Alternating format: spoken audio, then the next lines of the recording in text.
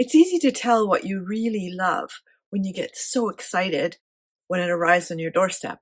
And today, that's how I feel because I found a super deal on something that I've wanted for some time, and I ordered it and it came, I think, the very next day, which is amazing.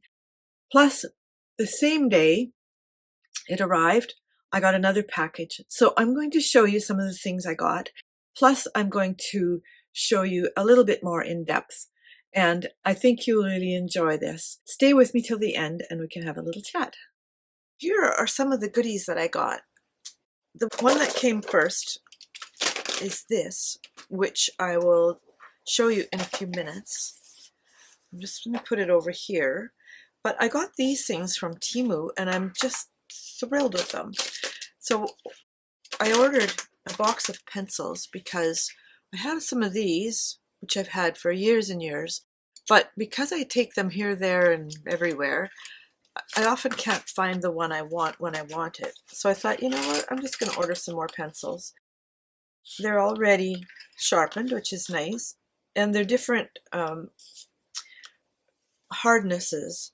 So I don't think I'll go through all of them, but just a little word about pencils. H is hard and B is soft, or I guess bold.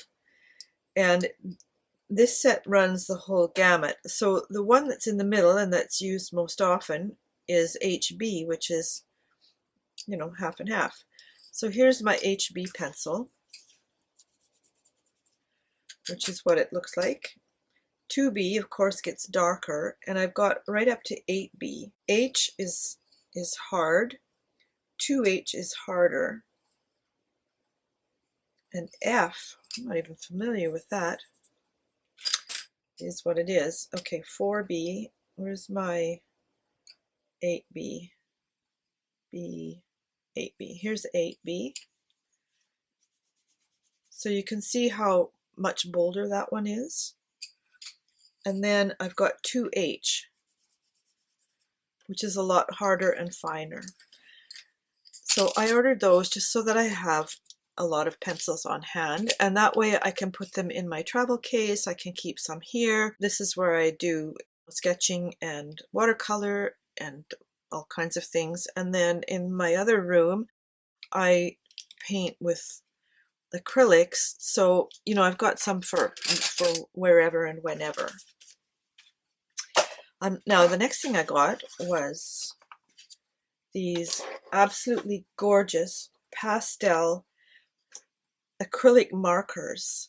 And I'm just gonna, I've already sort of got them working. So what you have to do with acrylic markers is give them a good shake. And when they're new, you have to press on them, like hold them down until the ink gets into the nib. And so this one is a really pale green. Isn't that beautiful? I've already, like I said, I've already got the ink down. And what I like about these is that the ink is very opaque. Ooh, wow, look at that. So that means if you have something that you want to cover up, or you want to put some kind of finish on, even on a watercolor or an acrylic or a gouache or whatever, you can use these. That's a sort of a greeny yellow. This one is lavender. I love the pastels. Pastel pink, one of my favorite colors. And this one is kind of a peachy terracotta. Isn't that gorgeous? And a soft blue. Just love it. So I think I'm going to get a lot of use out of those. I'm not really sure how or what I'll use them for, but I can always think of something. Having ideas is never an issue for me.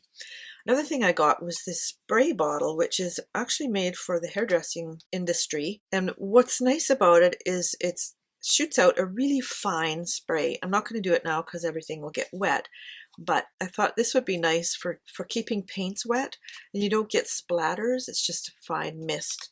So that's a very useful item.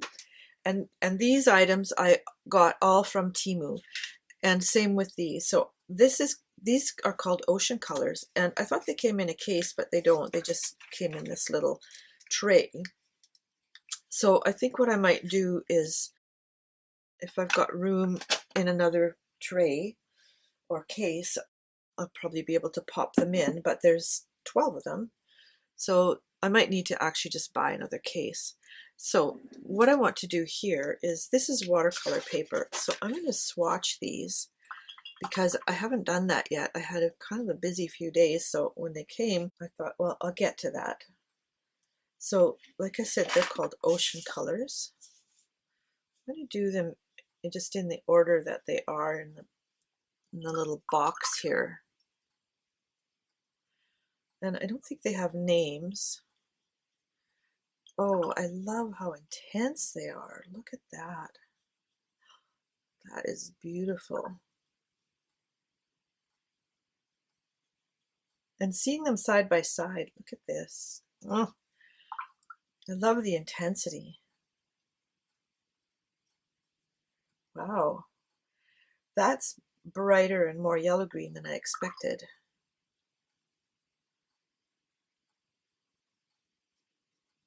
Oh, that's a very moody blue. I love it. This has some sketching on it. I must have cut it off something. It doesn't matter. That one's beautiful too. It's a little bit darker than this one.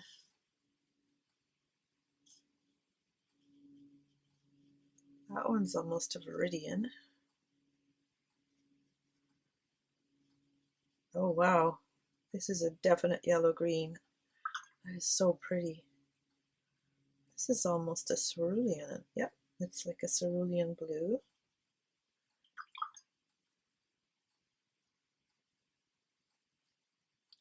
This is more like ultramarine or cobalt. And this one will be our last surprise. Wow. Well, they're beautiful. I think I made a good choice on that. I put a link below for Temu. I do get a little bit of an affiliate, something or other, from them. So if you want to use that link, that would be nice. I would appreciate it. And if you haven't heard of Temu before, it's a marketplace, sort of like a shopping mall where other companies can list their things.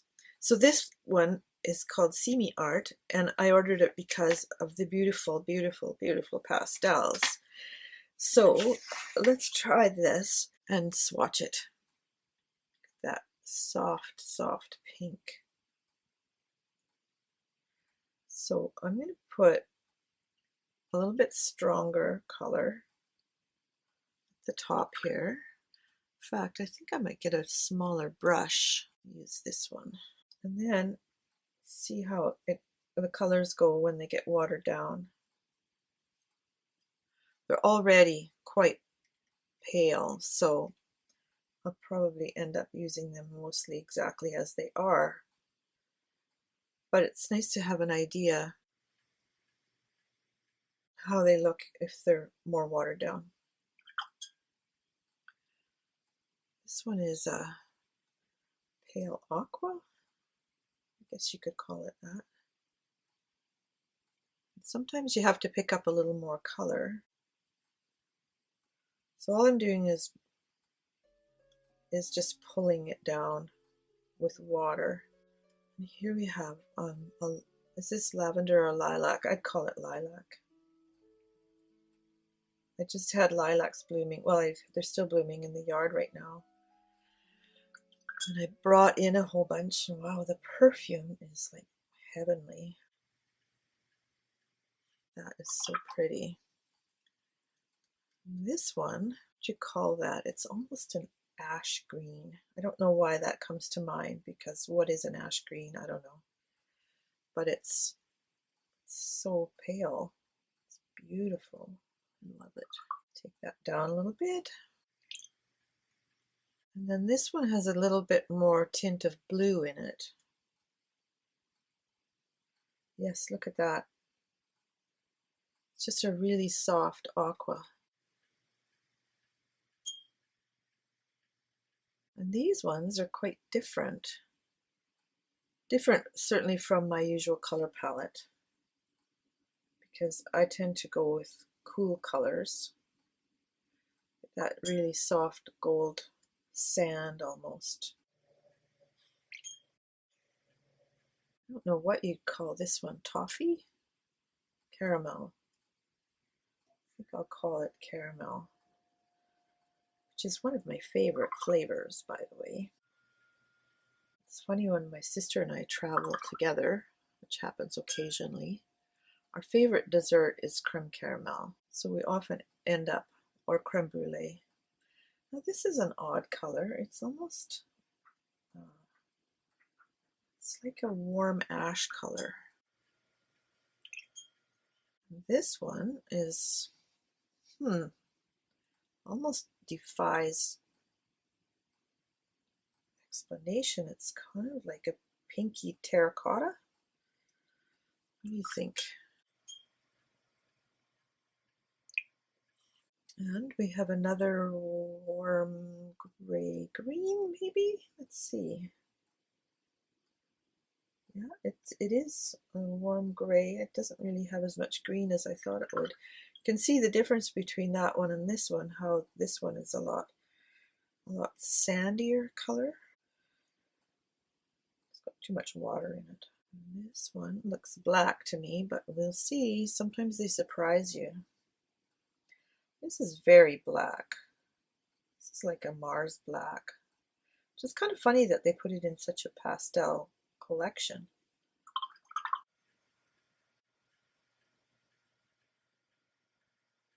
And then it makes it quite a cool gray. So there's that beautiful set.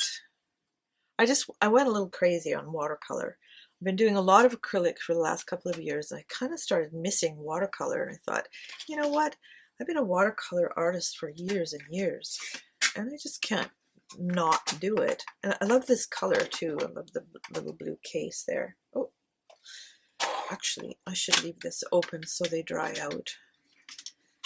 And I will just pop this little piece in there, move it up here. And now, the pièce de résistance. I was browsing around Amazon the other day, and I came across this set. They're called CRICUT. That's the brand name. Here it is, CRICUT, established in 1902, and they're made in Japan. And of course, the Gansai Tambi is a traditional Japanese pan watercolors for professional artists and crafters. It's recognized by its vivid color and quick dissolution. It fulfills the need of many creators in their pursuit of beauty in their artwork. So a wide range of vivid, rich colors, beautiful Japanese colors included in this series. And this is a series of 36 colors. Various expressions. Water-based pigment paint can be highly opaque when it is used solely as a gouache, but it can also become more transparent depending on the amount of water added. So here are the colors in this set, which I think are breathtaking. I'll just take this little plastic thing off. So the first thing I did just about was, they said that the swatch paper was here in the lid. So wouldn't you know, the first thing I did was turn this over to get to the lid, and everything fell out, because these ones are actually loose pans, so you can actually take it out. Like if you're using 3 colors, you don't need to have everything here. You can just take them out and use them one by one, which is very handy. And they also have the numbers. On the back, there's the number and the name. So you can go like number 32, red. And once I swatch it, then you can see, I could just go look and say, which color do I want now for this project that I'm doing? So I'm going to swatch these right now and see what we get. So this one is called number 32 red. And I'm just going to use the straight colors. I'm not going to dilute them because I know pretty much what they'll look like diluted, and you can probably pretty much guess. So, and these little spaces are pretty small. And these CRICUT ones can be used almost like gouache in that they're more opaque than a lot of transparent watercolors. Look at that color. I love that cherry red color. That one's called Carmine. This one is Rose Madder. Let's see if I can get that a little bit darker. It's a little bit more transparent. That's just fine. And then we have Rose Madder Deep. Okay, well this is where it gets more coverage. All right, there's that bunch, and then there's this one, which is Cadmium Red. Cadmium Red is a more orange red. Very useful color. But as you probably know, if you've followed me for very long at all, I prefer cool colors because I'm a cool color person myself, as you can tell by my top. My closet has cool colors in it. Here's Cadmium Scarlet. That's a different one. I haven't heard of that one before, but look how opaque this one is. That is beautiful. If you want to know how you can tell whether you're a cool color, your colors are cool or warm, you just have to look at the veins in your wrist. If they're more blue, you're cool. If they're more green, you're warm. How easy is that? This one is Cadmium Orange. Uh-oh, I was afraid that would happen. This one is called what? Yellow Ochre. I knew that. That's what I would guess, but sometimes companies call them by different names, so I suppose I don't really need to fill in these boxes. And look, that ran again. Oh well, I can fix that later. This one is Cadmium Yellow. I will take it not quite to the top, just so we can keep going. This one is quite a different yellow. It's called Aureolin. It's a little bit more green, I would say. And then this yellow, I love this color. It's like daffodils. This one is lemon yellow, or like lemons. So pretty. And then we have olive green,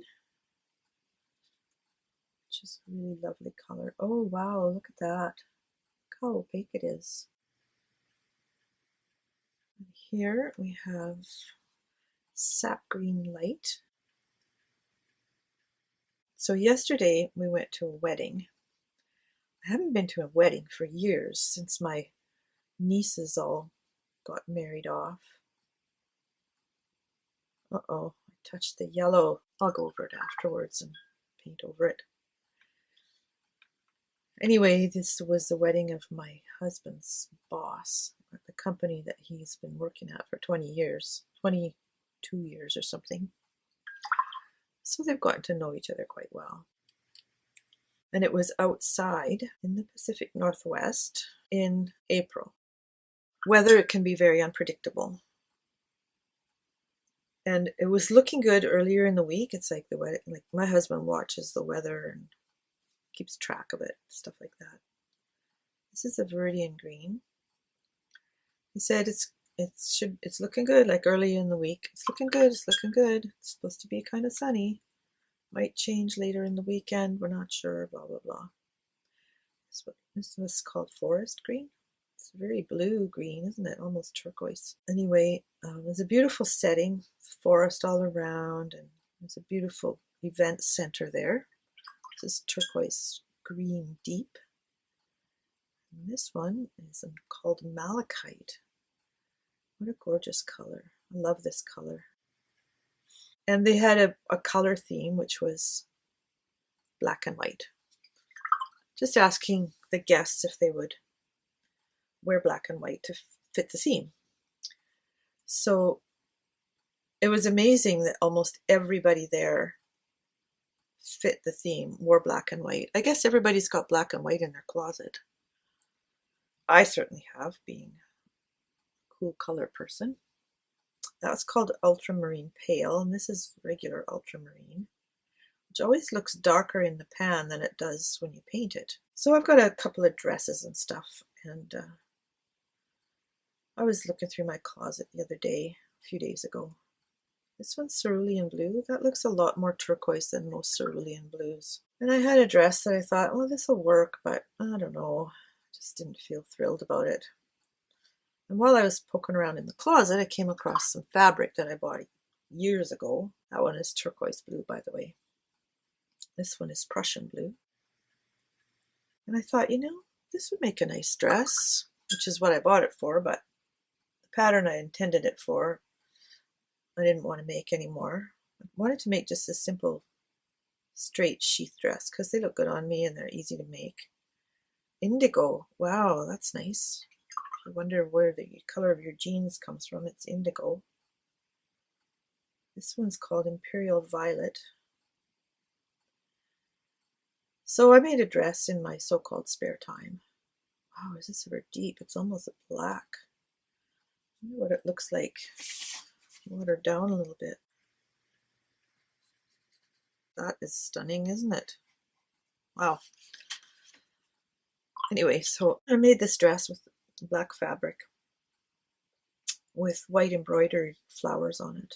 It's very pretty fabric. And I just kind of whipped it up because, like I said, it was a very simple pattern. And I've sewn for years, so it's not a big deal. Anyway, with the weather at this wedding, of course, the forecast changed on Friday. It's like, okay, tomorrow it's going to rain. And then my husband looked at the forecast on Saturday morning and he said, it's supposed to cloud over and be cloudy until about almost 5 o'clock. So wouldn't you know it, everyone's sitting there and the ceremony begins and they're going through their vows and all that. This one's raw umber deep. That's also very opaque. Let's try this. Oh yeah, looks like brown. And just when they were signing the register for the marriage certificate and whatnot. And here we have black, which is also very black and very opaque. We felt the first drops of rain. Now, this is white. I'm going to see how opaque it is. These are dry. Oh, that's pretty good. I'll paint it in here, even though you can hardly see it. And this one, oddly enough, is called white gold. Really, it's just sort of sparkly, shiny gold. Let me move this a little bit. Up a little bit. And this one is called bluish gold. That's a color I've never heard of. It looks more greenish gold to me, or antique gold. Anyway, the weather did change, and everybody got inside, and then it started to blow. And the trees were whipping, and the rain was slashing down, and everything went perfectly.